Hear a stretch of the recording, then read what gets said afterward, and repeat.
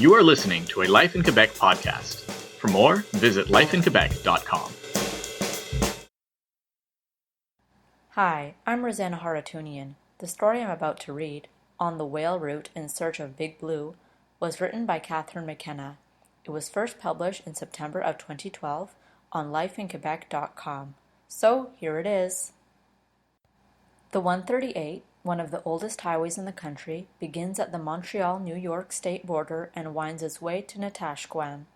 This picturesque route is breathtaking and almost fairy tale in its beauty. From the postcard scenery of Charlevoix to the stark and increasingly untamed landscapes east of Tadoussac, the beginning of the whale route.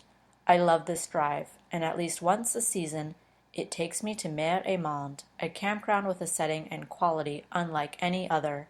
Mer et Monde has added some well-designed new sites this year, due to increasing demand. Most are high up, as not everyone chooses to be at the water's edge. There are lovely treed sites, certainly appreciated in windy conditions. And for those who prefer a roof over their heads, 2 utopias have been added. A new common area observation deck is located on the eastern point. The staff are friendly and helpful and welcome me upon arrival. I head over to my platform, site number 5. Perched on the rocks, it offers a front row seat on the majestic St. Lawrence, here 23 kilometers across. With a close-up view of the whales and vast array of seabirds everyone is here to see. My fellow campers have always been quiet and respectful, particularly in September. Most are true outdoors people not intimidated by the dramatically changeable weather of the North Shore, with nights that often dip to just above freezing. No rah-rah beer parties, no RVs, no hookups, no services, and no water except for the sea stage before us. My sole neighbors within speaking distance are Claudiane and Junior, a young couple who, like myself, have been coming back to Mer et Monde for some time and have discovered that August through early October is the best time of year to observe whales. I have not yet set up my tent when a humpback shows her tail not 50 meters away. "Snow White!" Claudiane exclaims. She swims slowly back and forth, diving, disappearing, and resurfacing. Food is plentiful here, and the water drops off to a formidable depth, very close to the rocks, making us so fortunate as to be in such close company with the whales, as they dine on the rich supply of plankton beneath the waves. Putting up a tent on a platform requires a bit of foresight, given the absence of any kind of shelter from the elements. Winds can pick up in the middle of the night to the extent that the spare sprinkling of trees on the promontory bends in two. Everything, if not everyone, must be tied down within an inch of its life and secured to withstand whatever Mother Nature serves up. Those of us who have experienced the weather here keenly assess new arrivals to check that they are prepared and well set up. Claudiane and Junior's enviably spacious abode on the platform above mine may not be ideal, but they are resourceful and have rigged a huge tarp over all, which also allows them to sit outside comfortably sheltered from the rain. It works perfectly. I make mental notes to add this to my list of improvements in camping gear. My compact space for one has proved excellent in all conditions, but it is admittedly a bit crowded when my food and cooking supplies line the inside walls of the tent. Friday, 5:30 a.m. I unzip my door to catch a glimpse of a humpback who has awakened me with her blow. The heavy overnight rain has left a blanket of fog in its wake, but there is no wind, so I'm able to get my propane stove cooking without spewing a single vulgarity. This is my favorite time of day. I linger at my picnic table. Breakfast is a pot of coffee, a cheese omelette, sun-dried tomato and whole grain bread toasted to perfection on the Acme toaster, and juice. I finish off with fresh berries picked 2 days before on Ile d'Orléans. Marvelous.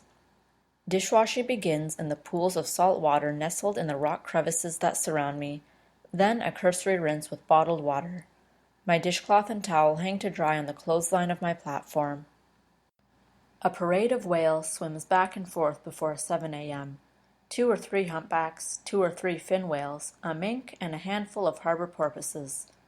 Later on, Claudiane again points to Snow White, who we understand was this year identified as a male, and renamed Blizzard. I do not leave the campground at all on Friday, content to share sightings with Claudiane and Junior. We climb up and down and around the rocks all day, enjoying the mostly good weather, and delighting in being in what we feel is one of the most beautiful places on the planet. I am flattered and chuckle about their comments on my age. My mother would never do this, Claudiane asserts, and energy. I, in turn, am so very grateful to have such charming kindred spirits as neighbors. It is wild here, and as Claudiane mentioned last evening, time stops in this remarkably gorgeous setting. It is nothing short of miraculous for me to be able to spend a few days guided merely by the rhythms of the rising and setting sun. By noon Friday, we are the only campers within visible distance. Claudiane and Junior remind me to come up and eat on their sheltered mini veranda if it rains.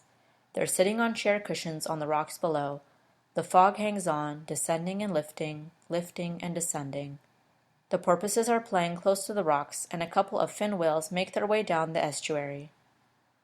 The cowboys and the zodiacs, tourists, not researchers, are noticeably absent in the fog. Thumbs up for the whales.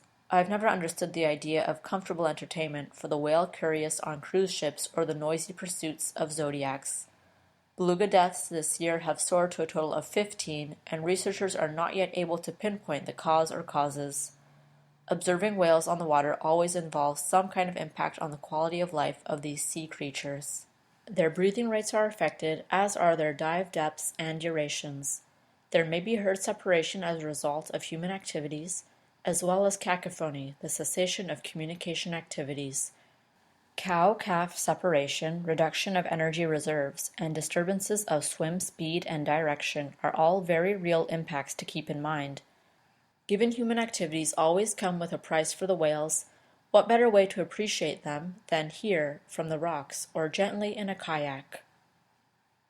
Evening rolls around, and we begin with our respective quatre assises. Supper is pasta with a fresh veggie sauce. Interested in joining me yet? Cheese and baguette. But my neighbors and I find ourselves constantly running off over the rocks when we see a whale or whales, barreling down for a better vantage point.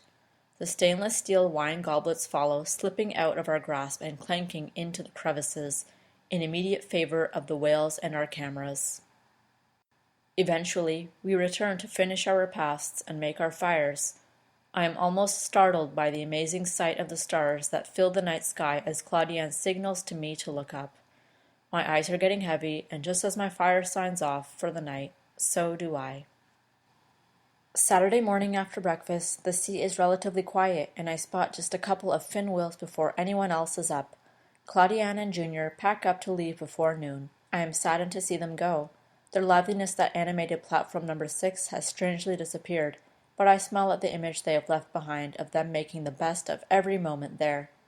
Later, inside my tent, I find the box of matches I offered them, and again, fresh memories of their presence flood my mind and heart. Few whales this morning, but the harbor porpoises are abundant. They are small creatures in comparison, and can be identified also by their distinctive sniff as they arc the surface to breathe while feeding. The rain comes down again, so I tear myself away to visit the Archeo Topo Museum in Bergeron. Life on the North Shore some 9,000 years ago and on is described in fascinating detail, with an exhibition of artifacts, a multimedia presentation, and taxidermy. It proves well worth a 2-hour stay, but a bit short of that I am eager to venture out onto the St. Lawrence in a sea kayak back at Mare-Monde, so to be continued on another visit. My upper neighbors and a guide are the only ones game enough to tackle the somewhat rough waters and the threatening rain. Lisanne, our guide, explains our equipment, so even if you're a complete beginner, you'll be fine, even though I would recommend waiting for better conditions, and then tells us about the 2 groups of whales of the St. Lawrence, the toothed and the baleen whales. The whales most commonly seen in the estuary from the first group are the beluga, year-round residents, the harbor porpoise, and occasionally a sperm whale.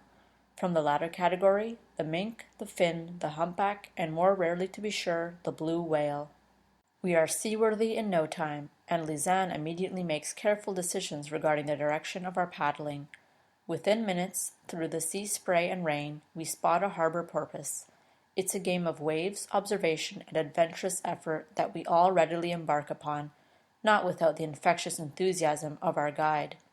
Lisanne is informative and eager to answer any and all of our questions.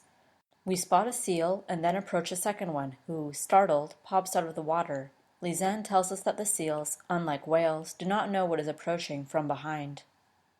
The hard work is over when we turn to slowly drift back towards Mer et Monde. The wind and waves rock us along as we gaze out hypnotically onto la mer. The rain lets up and we chat as the river carries us home. We pull the kayaks back in at the embarkation point, rinse our equipment, and thank our guide. Every outing is a different adventure, and I'm already looking forward to the next time. There are many options for kayaking. One can join a group at sunrise, 5 a.m. to 8 a.m., 8 a.m. to 12 p.m., 12 p.m. to 4 p.m., take part in a paddle under the stars with a hydrophone, or kayak an entire day, 8 a.m. to 4 p.m. Very late Saturday night, a windstorm brews up within minutes, and the suddenly ferocious roar of the St. Lawrence gives me the impression I am adrift on the open seas in a rowboat. But I'm not so fearful this time, as my tent expertise has improved due to a not-so-organized experience in 80-kilometer winds even higher up a few years ago. Taut guy lines and rope have become a rustic art. In time, even the thundering waves can no longer keep me awake, and I drift back to sleep. At daybreak Sunday, there is only one tent casualty on the horizon, nothing serious, but its occupant does not surface till noon. It's windy and sunny, so I set up my stove under the shelter of the open door of my tent to make my pot of coffee. The days could go on and on here, and I passionately wish I could stay longer in this place where time stops. I look out onto la mer one last time in search of Big Blue. Whether apocryphal or not, Claudian and Junior, my kayaking buddies, and myself have all thought to have heard the distant, powerful blow of the largest creature on earth, through the fog or in the darkness. Blue whales are a rare sighting indeed, but as many as 4 or 5 have been observed in the area so far this season. Like avid explorers, we think about and plan our next trips to Mer et Monde, to maybe someday, maybe just someday, be treated to a sighting of this magnificent and elusive Leviathan. Thank you for listening to the Life in Quebec podcast. For more news, commentary, editorials, and opinion, visit lifeinquebec.com/podcast.